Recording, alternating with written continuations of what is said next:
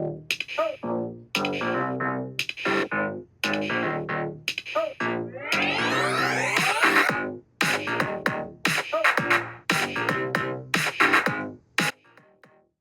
there, beautiful souls. I'm Colleen Lockoff. And I'm Meredy Lockoff. And welcome to Spiritual Sisters with Sass, the podcast where two sisters with a passion for spirituality and a touch of sass come together to explore the exciting world of self-improvement. That's right, Colleen. We embarked on this incredible journey together, diving into different self-improvement techniques, yoga practices, and a whole array of life experiences. Yeah, and through it all, we've managed to create lives that are abundant, happy, and constantly evolving. It's been a wild ride, hasn't it, Meredy? You bet, sis. We've got two very different perspectives on life, but that's what makes this podcast so special. I'm all about diving in head first into life's adventures and embracing every challenge with a bit of sass. While Colleen here, she's got her own unique approach. Yep, that's me. And I'm all about the yoga, mindfulness, and finding my zen. And together we make the perfect balance. So whether you're looking for some wisdom, a few laughs, or just some heartfelt stories, you're in the right place. We're here to share our personal experiences and insights with you, all while exploring the wild and diverse world of self-improvement. So grab your headphones and get ready for a fantastic journey with us. Spiritual Sisters with Sass is here to uplift, inspire, and keep it real. Thanks for tuning in, lovely listeners. Let's dive in. Spirit and sass. Here we go.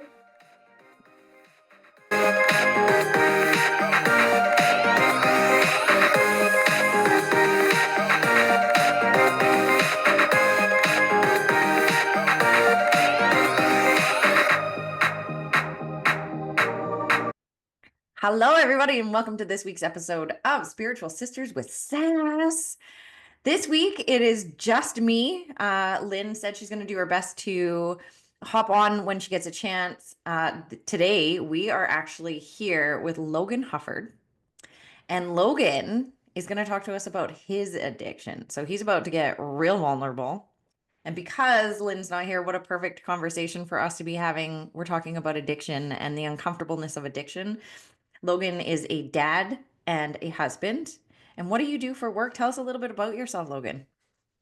Yeah, so I do a couple things for work. I work for Veritas Wealth Management up here in Alaska, and I do actually I coach folks within the realm of finances and ultimately helping folks make healthier decisions. I always stress, like, my background is not in finance. My background is not in having a bunch of diplomas. It's in recovery. It's in helping folks work through unhealthy habits. Mm-hmm. And then I also run like the PR and social media and stuff for Veritas. But I mean, ultimately, what I do is recovery. I mean, I don't make money from it. It's my passion. But it's my mission. What fills my cup is working with folks and to try to be one of the hands reaching into the pit, to help folks, just like a lot of men did for me. That's fantastic. Okay, let's just get straight into it. Can you Yeah. tell us about your story? Tell us how you ended up in this journey and in this journey of helping other people because of your own journey. Where did your journey start? Yeah. I mean, my journey started I don't like without like going literally back to me as a little kid. And basically I struggled with pornography addiction since I was a little kid. Compulsive masturbation since I was a young teenager. And it's pretty much siloed to those things for quite a while. But once I was an older teenager, young adult, that's when I started feeling like, I can talk to girls. I can try to seek attention from girls. And once I started to get that became a much different, much stronger high than just pornography and masturbation. So now it's like, let me try to get attention from my peers, right? Let me try to get attention from girls. And so I planted those seeds, and I started chasing those hits and those dopamine hits. And I got married young. I met who would become my wife when I was 19 years old, and we got married when I was 20. She was 21, I was 20. We had our first boy 11 months later.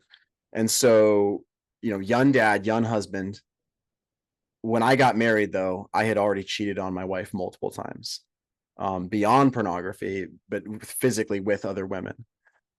And I never thought that I would say those words. I never thought that would be the case for the first 18 years of my life, because I didn't see the seeds that I was planting and the seeds that I was watering and these roots that were growing, mostly underground, is like chasing after the dopamine hits, chasing after the feeling that I got. But all of it was connected, the porn, the masturbation, the flirting, the seeking attention. And once I had more opportunity and once I crossed certain thresholds, then it was like a dam broke. Once I got to that point, it was when we were engaged. Several months before we got married was the first time I physically cheated on my wife with another woman, or again, at that point, his fiance.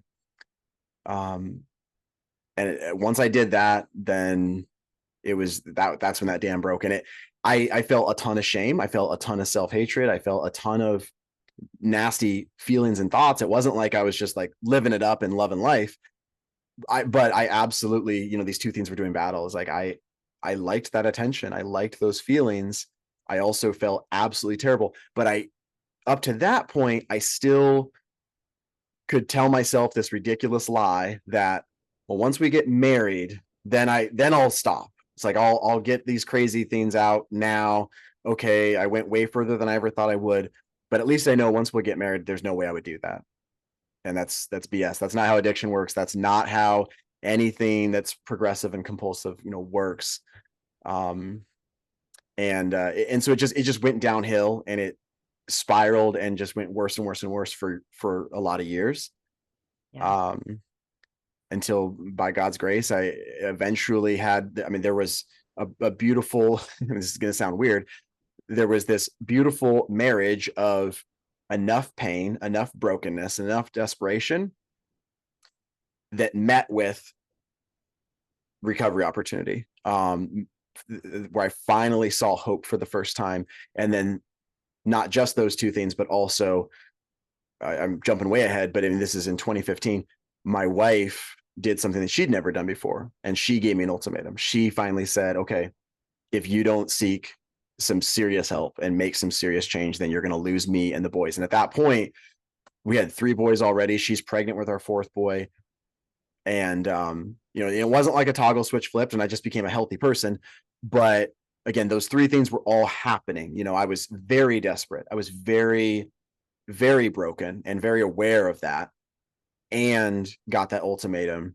And then within the coming year, God put some people in my path and some program in my path that I did not fathom was possible.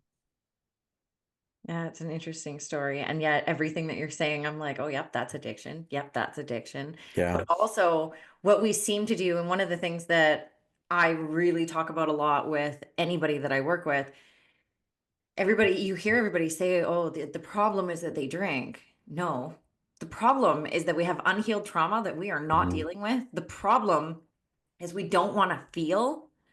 The solution is whatever we pick as our addiction. Yeah. And people will be like, oh, I don't have an addiction because I just drink on the weekends. Or it's just smoking. Or, for you, the hardest addictions to stop are ones you have to continue to do. So sex, food, these are things that you have to continue to do in order to live. Right. But now you have to have it under control. And there's also a huge difference, and this is not only with sexual addiction, but it definitely is, if you're comparing sexual addiction to, maybe the more stereotypical addictions, alcoholism, drug addiction, that kind of thing, the physical evidence is so different. I always point out, so I could be actively stewing in my addiction, but I don't smell like alcohol. I don't have track marks on my arm. I don't, you're not going to see pill bottles laying around my bathroom, right? Like, so all these different things. Now, my wife, Carrie, obviously there were things that she could see, right? There were certain people close enough to me that there was still evidence that you could point to, but it wasn't the classic telltale signs that people think of when they think of addiction. Yep. Yeah. And sure. so the idea of like a functioning addict, although I certainly did not feel like a functioning addict, the idea of a functioning addict was really at play, where, I'm going to work, I'm coming home, I'm, kissing my boys and tuck them in for bed. And, we're all going to go to church and I'm going to hold my wife's hand and we're going to take nice little Christmas photos. And, all of those things were at play, to where, if you look at a photo of me and my family from 10 years ago, and then you look at a family photo of us now, technically the only thing you might notice is, well, obviously I got a little less hair and my kids are all bigger, but what you're not seeing is 10 years ago, you're looking at a broken shell of a man, that hated his life, hated that his kids had him as their dad. But He did himself. but you can't see that, right? You can't know that. There's no physical manifestation of that. Yeah. And with a lot of people that I work with, they're functioning alcoholics. Right now, the majority of the people that I work with, laser quit, are people who are, they're high level executives. They're like, COVID has really made this a bigger thing. So with us, we see, like a mom who used to, drink a glass of wine a week and now drinks a bottle of wine a night and just can't stop. Those are the people that I'm working with more often than not. So now they're functioning alcoholics as well. So a lot of people don't know Right. that these people drink at all. The closest to them see, when they get completely out of hand in the evening, but in their daily life, it's just not seen. They're not, Mhm. like the side effects are not necessarily there. It's the same as smoking. Like a lot of people will be like, well, it's not affecting me. No, you just can't see how it's affecting you. Right. And yet for you, the difference could have been, here's 10 years ago with me and my family, and here's me by myself now. I don't have it 100%. anymore because the consequences are the same. It's going to cost you your life, your family, and it could cost you your life in the sense that, you could end up with a disease that kills you. Yep. So addiction isn't based on the thing that you're choosing to cover up the addiction with. The addiction is actually the problem that we're having and the feelings we don't want to feel. Right. Right. And so that's the place that we need to heal. Well, and that's on like a little bit more optimistic side. I mean, that's one of the beautiful things that I could not fathom about recovery and, life in sobriety now.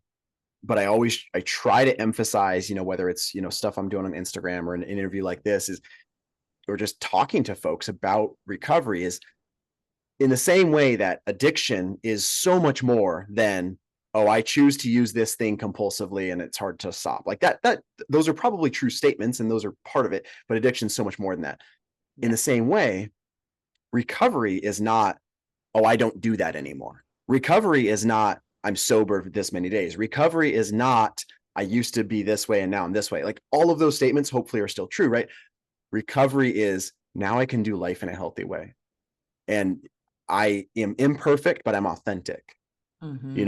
I can look at my boys knowing that I am not a perfect dad, but I don't have shame. I don't have secrets. I don't have a hidden double life. Like, I mean, it is literally like I was going, and I know I'm preaching to the choir here, but like I was going through life for so many years, not just as a man, but as a dad, as a husband, like desperately wanting to be a good husband and a good dad. But it's like I'm dragging this dead corpse that is my life, that is my soul. And now life's not perfect and life's not easy, but it's a lot easier because I'm not dragging that dead corpse anymore. It's like I can be real. I can be authentic. And yeah, like we have issues and we have problems. And, there's times where I make unhealthy choices and I, okay, you know what? I made an unhealthy choice. I was short with my wife. I was short with my kids or whatever it looks like, but I don't have to live in that. I don't have to stew in that because I don't have this gigantic evil double life, this like dragon that I'm trying not to let anyone know about. I just work through problems one step at a time. Yeah, absolutely.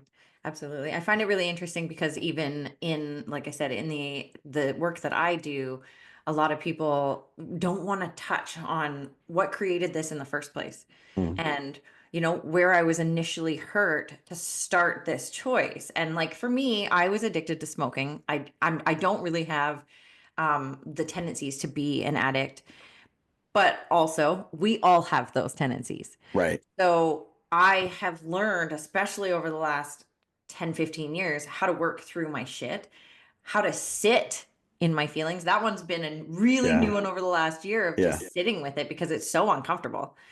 Having no vices because, before it would be like, well, I don't drink, but I smoke pot, but it's not that big of a deal. But it is a big deal because no matter what, if I'm trying to avoid the feeling that I'm having, and this is such a regular conversation, like someone will be like, oh, today just feels like a day I need to have a beer. And I'm like, the minute I say I need to, Yep. I need to not have that beer and sit with the shitty feeling that I'm having right now because that's exactly why I'm feeling that way. 100%. So it just for me, it's so interesting.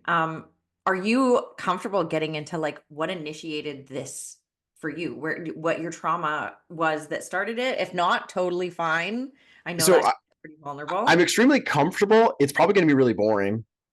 Okay. We're I have the most boring origin story like of anybody that was an addict. okay. You can So give it to us short. Let's do short form so that our listeners aren't going to be like, oh my God, I'm over it. no, I But mean basically I'll just I'll give you the cliff notes and you can expand it if you want. But it's so like I was raised in a household where I'm the baby of five. I was raised by both my parents. We weren't rich, we weren't spoiled, but but we were taken care of. We were never lacking any necessities, and including within that, I don't I almost never use the words always and never, but I'm going to use these words. I never felt like I wasn't loved. I okay. never felt like I was in danger in my home. Those are two statements that I 100% took for granted as a kid, but now in recovery, like hearing other people's stories, like I do not take those statements for granted, but those are true statements.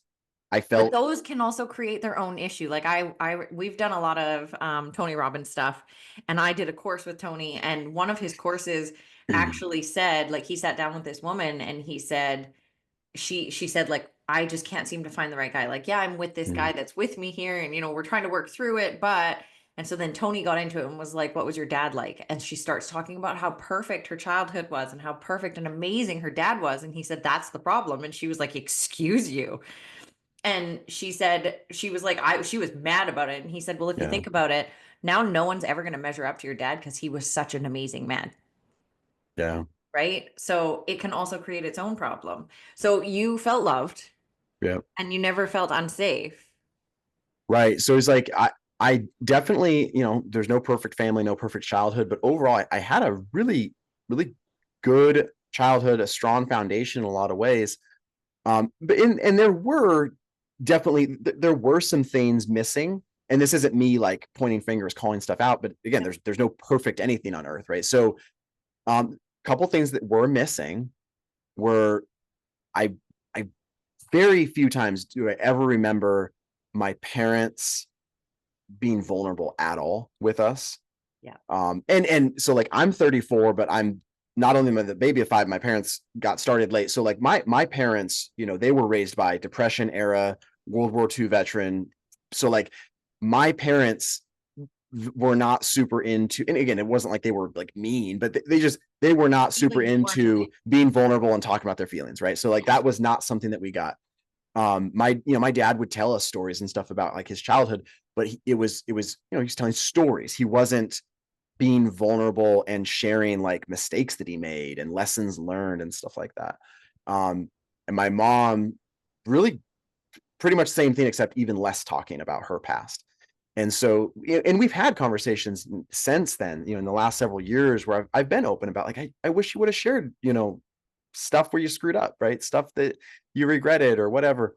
So like, I don't hold that against them at all, but it's just, it's just something I can point out and go, okay, like that's a thing, right? That wasn't there. The other piece, and I, as a kid, I don't know that how much this affected me and my decision making or anything, but I would very much have always been aware of it. my parents, like they're really good parents, not good spouses. They did not pour into their marriage, and I, again, almost never saw reconciliation from them. You know, owning their stuff, apologizing. Obviously, it's not to say that they never did that behind closed doors, but I'll tell you this right now. One thing that me and my wife Carrie, something that we kind of live by is we reconcile. We don't make a show of it, but we reconcile a lot in front of the kids. We want our kids to see consistently what it looks like to own your crap, apologize, be real with loved ones or anyone, right? And so like those are just, there's two things that I didn't really see was vulnerability, reconciliation. So the coach in me likes to like dig into this a little bit. So for me, when I see these, I'm getting this like intuitive hit of, like at home, sure you were loved and sure there was all the things. And then you get to school and you're not getting the same type of attention that you got at home. So now you start looking for that attention elsewhere because one of the things, especially when we're not taught how to feel our feelings, we're definitely not taught how to fulfill ourselves.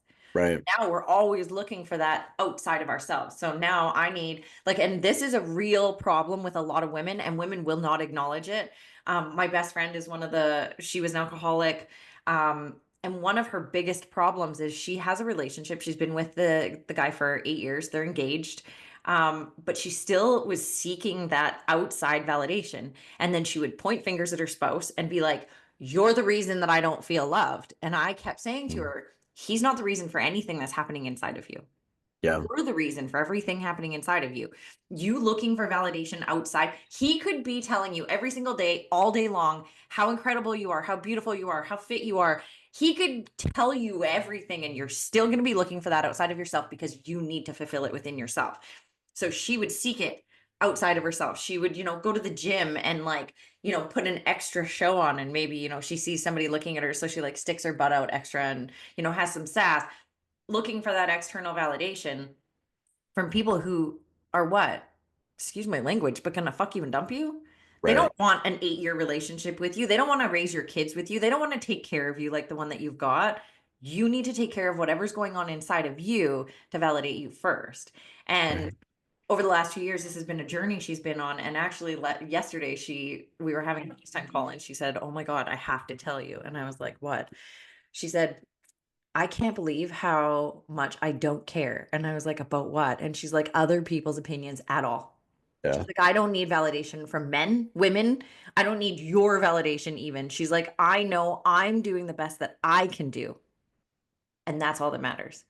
And every day I work on being a better person." And so I totally understand that, like seeking validation, because we all do it. It's just that how we get that validation is different for most of us. Like I know a ton of men, we'll call them hoary. They go out and they sleep around and they cheat on their wives and they do all these things, but they're looking for that validation. It's not about, the fact that they don't love their wives. Right. But they also don't put in that same context of like how much I'm hurting the person that I say I love. 100%. So for me, we're going to take this a little bit on a little bit of a side path here. One of the things, I've had multiple conversations with men about cheating, and I fortunately have not cheated on a spouse. I think I got cheated on young enough that and then watching things in my family and all the things, I was like, I'm never going to hurt somebody in that way. That being said, I didn't hurt them in that way, but I'm sure I hurt them in other ways. Yeah. What happens in a relationship or in a moment like this, and this is for our listeners as well, is what happens for you to be able to kind of put the person you love the most to the side to get this validation?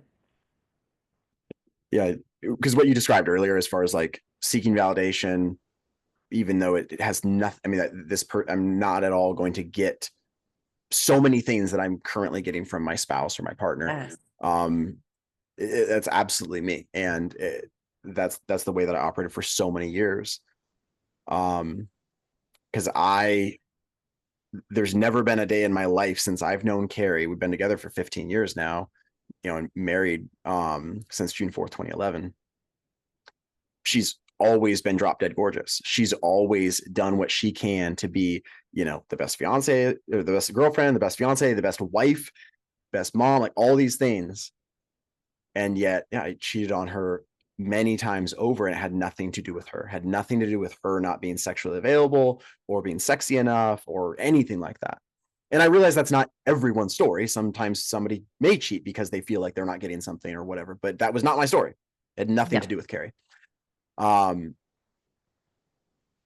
I feel like with that pause, I just got to say, I feel like it never has anything to do with the spouse, because if you're not getting what you need, you also then need to own that you're not getting what you need and speak to your spouse about it and Right. say, I'm not getting what I need. And this is what the thoughts and feelings I'm getting. This is a conscious relationship. I Right. can go out and cheat on you and you never know. Yeah, I've said to you, I want sex and I'm not getting it, but there's more here. And if a woman isn't having sex, that means they're not connected to you. Right. Right. So for No, you, for sure. There's gonna be a that lot of wasn't about. layers. Yes, right? Like Yep. dig into that. What's actually happening? Have a conversation. Hey, this is the way I'm feeling. I watched a thing, Sad Guru. Have you heard of him? Mm-mm. He is this amazing man and he gives the most amazing advice. And I actually watched a reel yesterday and he said, basically, when you love someone, it's not asking someone to behave the way you want them to. It's asking them to be themselves. Hmm. And so for me, I found it so interesting because it's so true. It's the same as Buddha says, if you love a flower, you don't pick it, you water it. We go into all of these relationships and then we start wanting to change people or tell them how to act or have Right. them behave a way that works for me. But instead, what if I actually was able to communicate clearly and say, like, this is what I'm not getting. And I actually am starting to feel like I want to go cheat on you. I'm not saying that to hurt you. I'm saying that because this is the direction my head goes when I'm in this place. Mhm. Means to me we have something to work on. Can we get counseling? Can we do this? Can we do that? You know, Right. those types of things. But that is also a me thing. That's not someone making me feel anything, because nobody Right. makes me feel anything, right? It's Uh, it's me. And so that's where you were saying it wasn't about my wife. It was about myself. yeah. And of course, what you're describing is also like it's all accurate, and yet you're also describing some pretty high level self-reflection and self-awareness, right? That just a lot of humans don't have, and I certainly did not have. And I'm, you know, that's reason number 1,000,063 that I'm thankful for recovery, because like in addition to all the reasons I got into recovery, you know, some of those tools are like the ability to analyze myself and analyze my needs and analyze my emotions and all this. But so to go back to your question, I mean, you know, you asked about like what was that like to have, as you know, my description, right? This gorgeous wife who's doing everything she can to be the best wife possible, and for me to cheat on her, for me to chase after these other things, pornography, other women, whether it's over texting, physically, an emotional relationship, physical, all the above, because I literally it encompassed all these things. I mean, it was, to put it very simply, it was compartmentalization on steroids. You know, I mean, it's siloing on steroids. I mean, the first time that I think I started to live in shame was it, to be honest, it wasn't even the first time that I cheated on her, but I think this was the first time that I really started to live in shame. And this was just a couple months. It was springtime, so it would have been just a couple months before we got married. And so we didn't live together.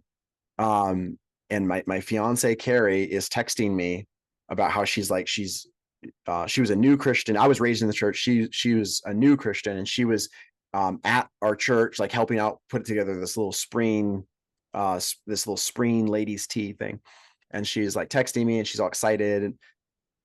And this Saturday morning, and I'm getting these texts from her, and I'm laying in bed. I had been with this other woman, and you know, could not just get those texts away from me fast enough, right? Could not, there was nothing I could do to try to get away from that fast enough in terms of, you talk about feeling feelings, right? And that went on to just become part of my MO, you know, to just, compartmentalize the heck out of things.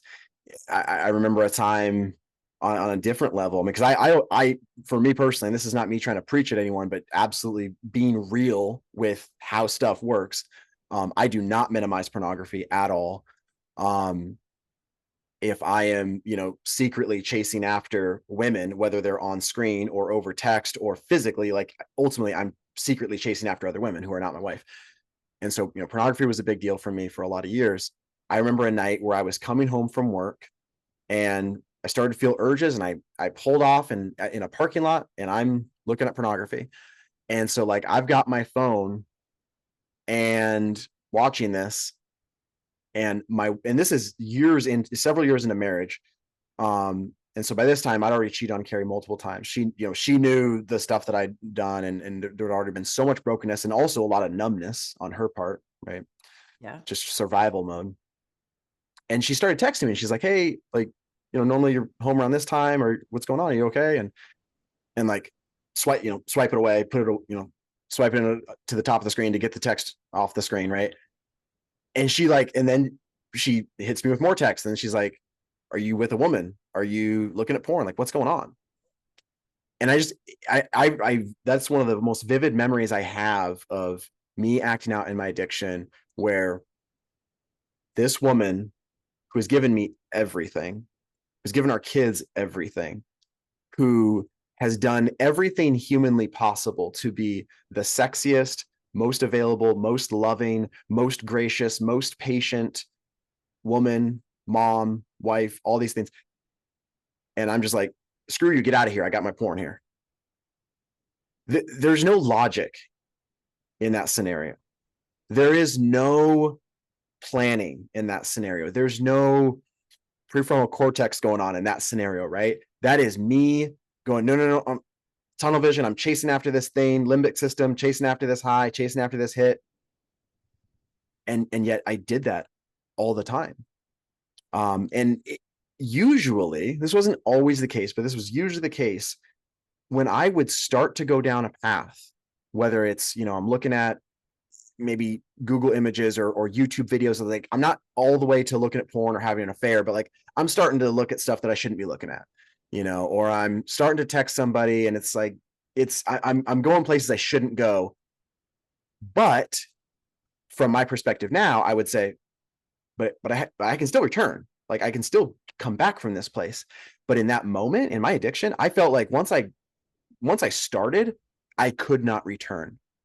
And this gets back to that point that I made a couple minutes ago of like, of course I still make unhealthy choices. I still do the wrong thing, but now I can make a wrong choice and realize, oh shoot, I said something rude to Carrie. That doesn't mean I have to then take it all the way and be a jerk and yell and punch a hole through the drywall and yell at my kids. But that's what I used to do. Once I started, once this little germ was growing, I felt like I automatically just had to let the whole thing take its course, run its course.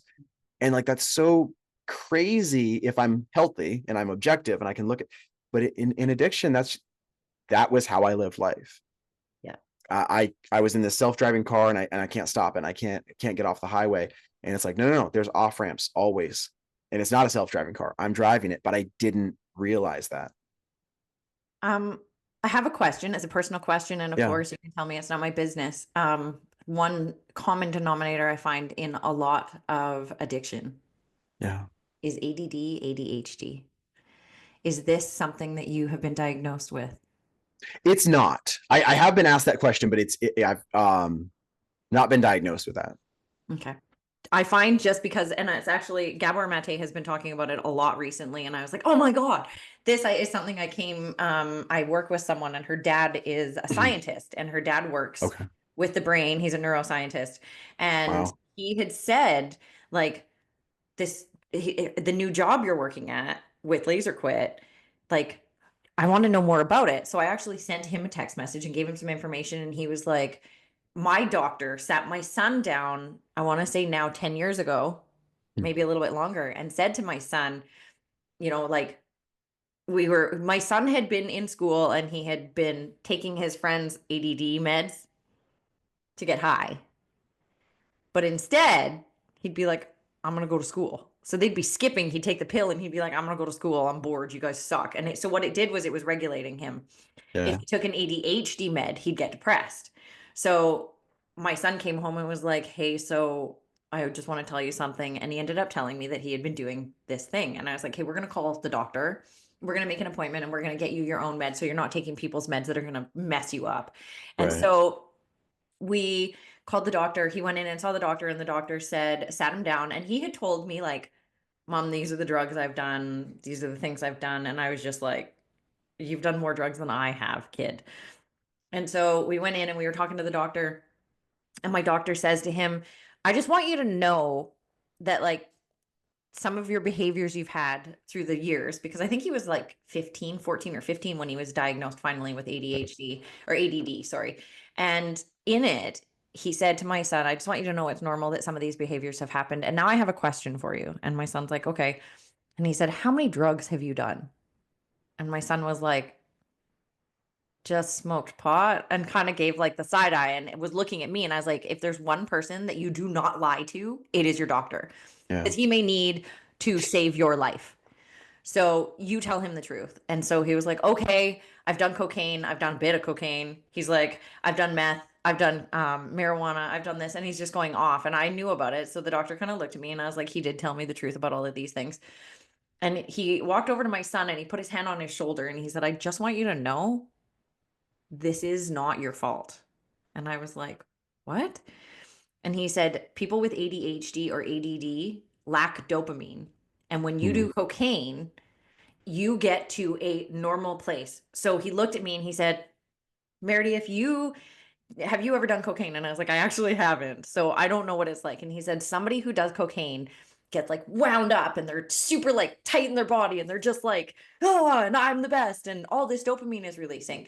He said, if you imagine being on cocaine every day with that heightened nervous system, he said, Yeah. that's what your son feels like without medications every single day. And I was like, what? And he's like, so when he does cocaine, he feels like you feel. And I was just like, wait, what? And he's like, when he takes a stimulant, it calms him down. So he takes the stimulant and so when he does cocaine, he feels the way that you feel every day. If you did cocaine, you'd feel like he feels every day. And I was like, oh my goodness. So the Wow. dopamine levels that happen or that are lacking in their brain, they actually use because it makes them feel normal. So to not have 50,000, like we have 60,000 thoughts that go through our brain in a day, but someone with ADD or ADHD will have like 50 or 1,000 in an hour, right? So they'll Wow. have an excessive amount of thoughts go through their brain. Dopamine slows that, calms you down, makes you feel good, all of those things. So what Gabor Mate has started to say is that he's seeing that ADD and ADHD are one of the core reasons that addiction is happening. They're all undiagnosed. And it was interesting because prior to that, my doctor had told me that.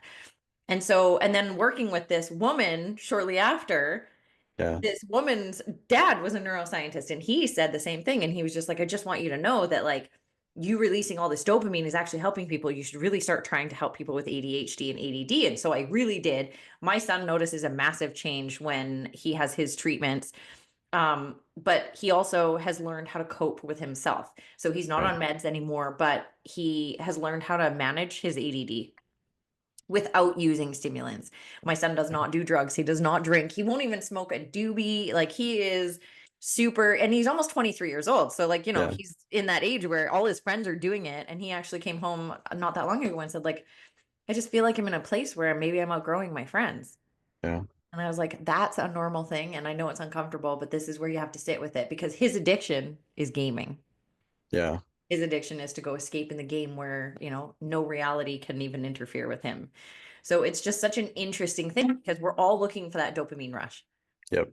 right? Whether it's using your phone, gambling, porn, alcohol, drugs, whatever it is that we're using, we're really using that to cover up the real problem.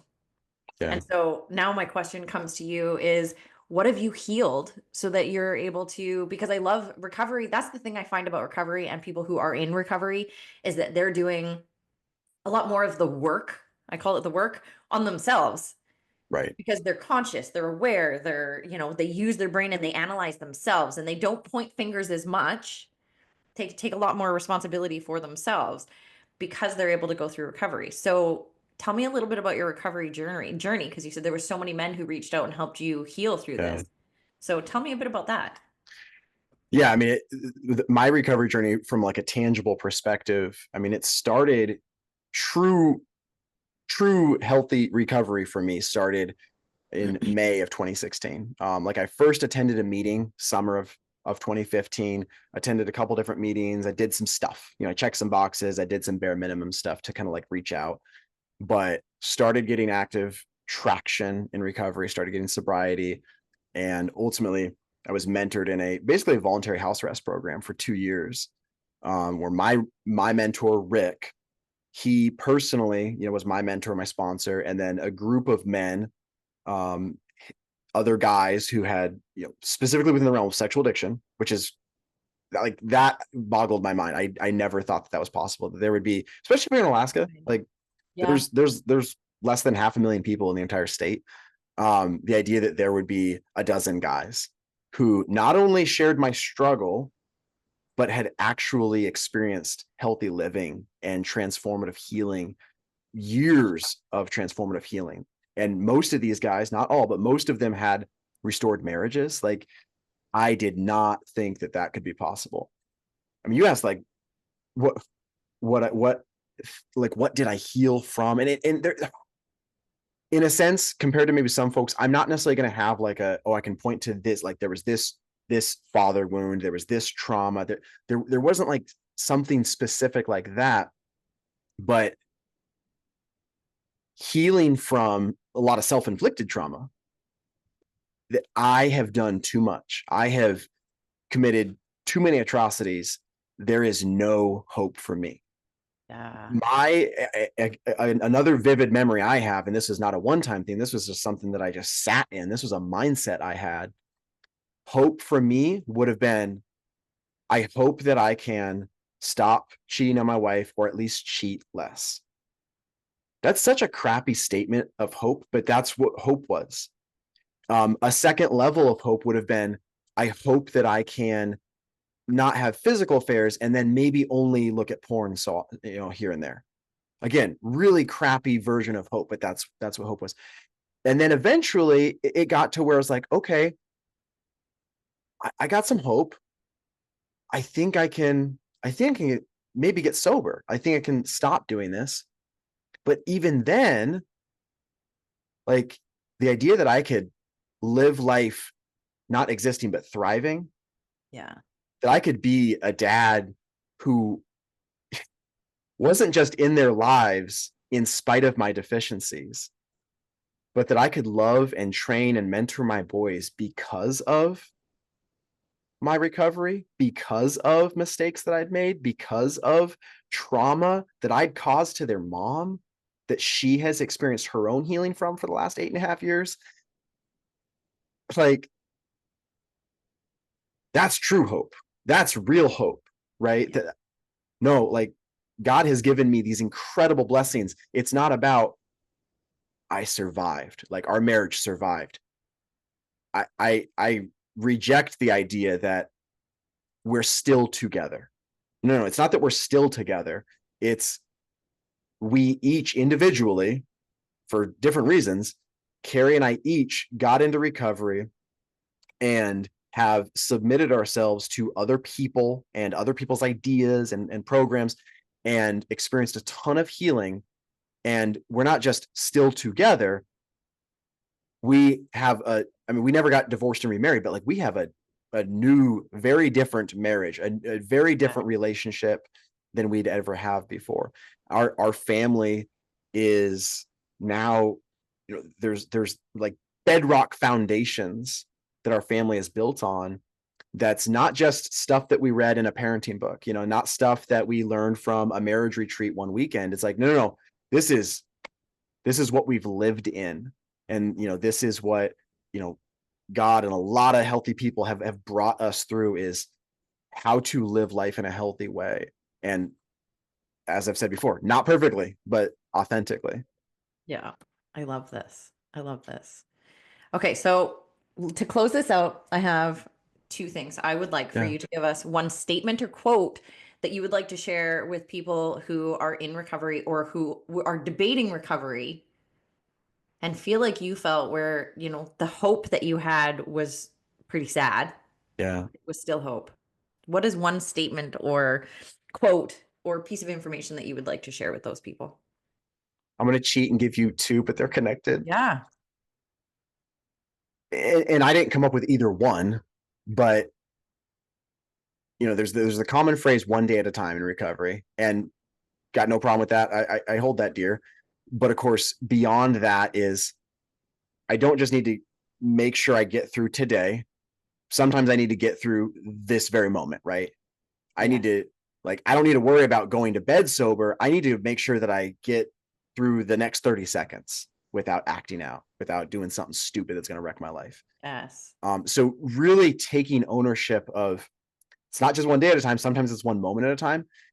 And generally speaking, I can have struggles even several years into recovery and sobriety, but generally speaking, that's more for somebody who, you know, early on in recovery, right? Just trying to get some traction, you know, so the person that's not even sober yet, right? But then on the other end, and this is really just for anyone that is in recovery, I get asked the question a lot, like, hey, especially guys locally up here, because like the group that I now lead, it's a local group only. It's and then there's there's mentorship opportunities within that. And so, you know, guys have walked through that voluntary house arrest program just like I did. And I've gotten asked the question a lot, like, hey, do I need to go through that 2-year program? I mean, sometimes it's 3 years. Do I need to go through that program to like get sober? And my answer is usually probably not. You might not need to go through that program to get sober. But I don't want you to just get sober. Like, if you want true transformative healing, that's going to take a lot more than just not doing the wrong thing. Because as we've talked about, like recovery, and it's not the only program that exists, but it's the one I know of, at least in Alaska, that deals with sexual addiction specifically. You know, that program is so dynamic and it's so deep and it's rigid and it's hardcore. It's not easy, but it goes into all these levels of my life and my routines and my mindset and how I cope with life. That, you know, could somebody get sober just by white knuckling it? Yeah. I don't want to be a dry drunk, right? I don't want to be somebody that's just not doing the thing. I want to be somebody who can be healthy and, you know, holistically approach life. And so that was really wordy. I guess I'll sum it up with this. Sobriety is a really crappy finish line. Sobriety is a tool that I can use to live life in a healthy way, but sobriety by itself is not the finish line. I love that. And I love, like you said, like I could dry drunk, and I actually have like even made posts about this and stuff like that, because dry drunking is a real thing. Yeah. Where no, I'm not using my substance anymore, but I'm still acting in all the ways that I did before. Yeah. That's dry drunking. You are not sober at that point. You may be sober from your substance, but you are still acting and doing the things that you were doing previously, and therefore to me are not staying sober. Yeah.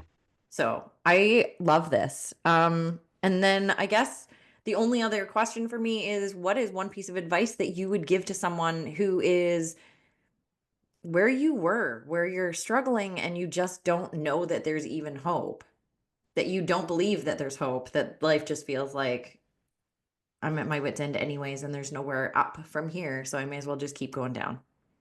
Yeah.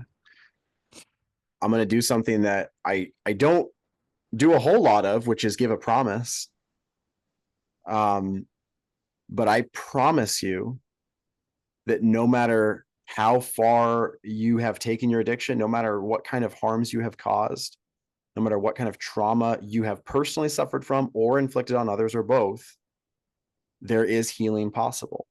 Now, that I'm not pretending that human consequences aren't real, right? Natural consequences are real. Like you alluded to, there's a different version where I go through my program and I go through my life, and yet I'm sitting here and I go home to an empty house, right?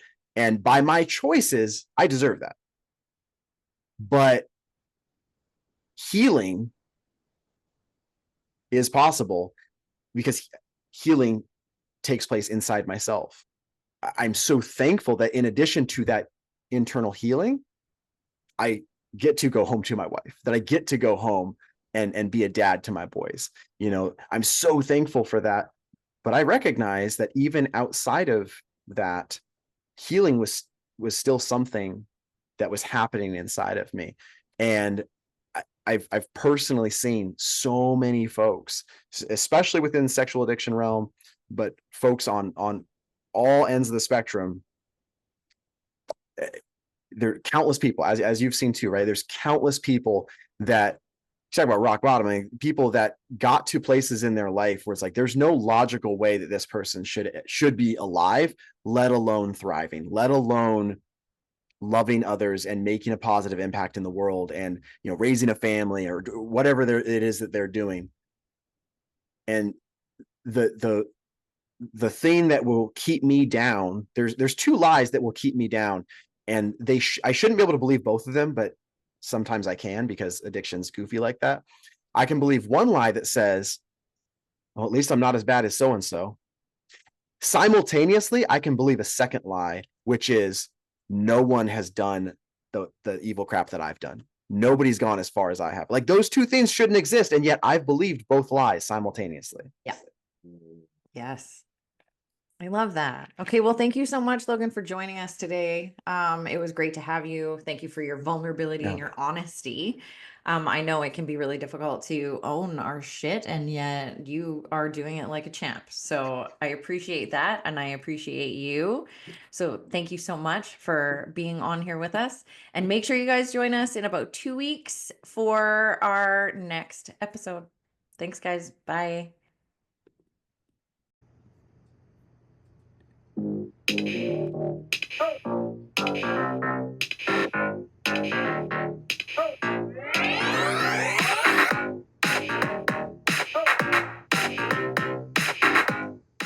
Thank you for joining us on this spirited journey today.